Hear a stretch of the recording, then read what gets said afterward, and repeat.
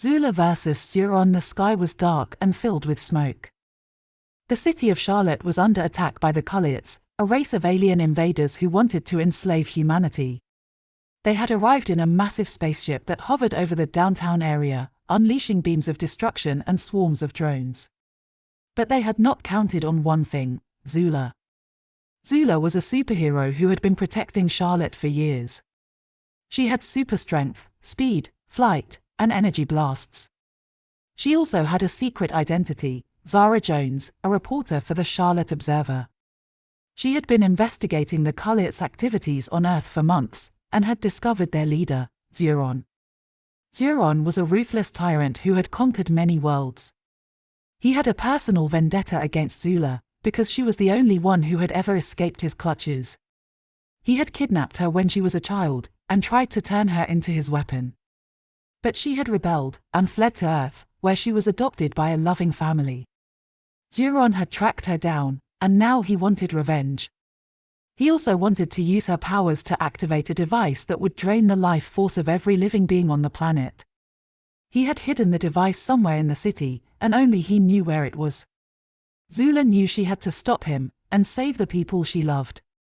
She flew into action, dodging the enemy fire and blasting the drones out of the sky. She reached the spaceship, and smashed through its hull. She fought her way through the corridors, until she reached the bridge. There, she saw Zuron, sitting on a throne-like chair. He was a tall, muscular alien with green skin, red eyes, and horns. He wore a black armor that covered most of his body.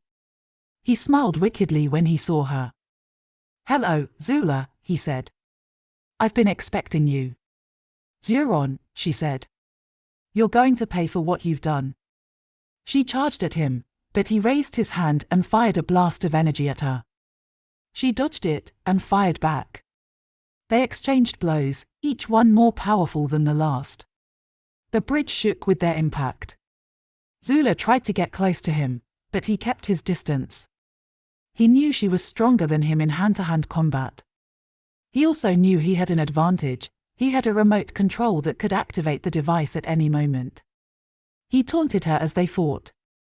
"You can't win, Zulla," he said. "You're outnumbered and outmatched. You're alone in this fight." "I'm not alone," she said. "I have friends. I have people who care about me." "Really?" he said. "Where are they? Do they even know who you really are?" He pressed a button on his remote control. "Let me show you something," he said. A screen on the wall lit up, showing a live feed of the city below. Zulla saw her adoptive parents' house, where they were hiding in the basement. She saw her co-workers at the newspaper office, where they were barricaded behind desks. She saw her boyfriend, Jake, who was a firefighter. He was trying to rescue people from a burning building. "They're all in danger," Zuron said. "And you can't save them all." He pressed another button. "Watch this," he said. A beam of light shot out from the spaceship, hitting the building where Jake was. The building exploded in flames. "No!" Zulla screamed. She felt a surge of anger and grief. She looked at Zuron with hatred. "You monster," she said. She flew at him with full speed, punching him in the face. He fell back from his chair, dropping his remote control. She grabbed it, and smashed it with her fist. She looked at the screen again, hoping to see Jake alive.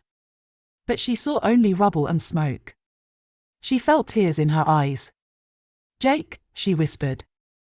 She turned to Zuron, who was getting up from the floor. "It's over," she said. "You've lost." He laughed. "Have I?" he said. "You think destroying that remote control stopped me? Think again." He pointed to his chest. "I have another one," he said. "Implanted in my heart." He pressed his hand against his chest. "And I'm going to activate it now," he said. He smiled wickedly.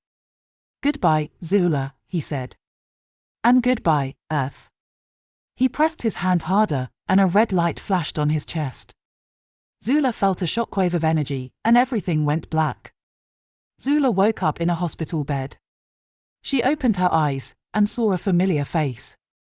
Jake, she said. He smiled. Hey, Zed, he said. You're awake. She felt a surge of relief and joy. She hugged him. I thought you were dead, she said. I thought you were too, he said. He kissed her. They looked at each other and smiled. How did we survive? She asked. He shrugged. I don't know, he said. Somehow, the explosion didn't kill me. It just knocked me out. And then I saw you falling from the sky. You were unconscious too. I ran to you and carried you to safety. And then the Culliots retreated. Their spaceship just flew away. She frowned. What about Zuron? She asked. He shook his head. I don't know, he said. Maybe he died in the blast. Maybe he escaped. Maybe he'll come back. But right now, I don't care. All that matters is that we're alive. And we're together. He kissed her again. She smiled. You're right, she said. That's all that matters. They hugged each other and felt happy. But they didn't notice the small device that was still attached to Zulla's chest. It was a tracker planted by Zuron before he died. It was sending a signal to his spaceship, where his second-in-command was waiting. He looked at the screen and saw Zulla's location. He grinned. So, she's alive, he said. Good. That means I can finish what Zuron started.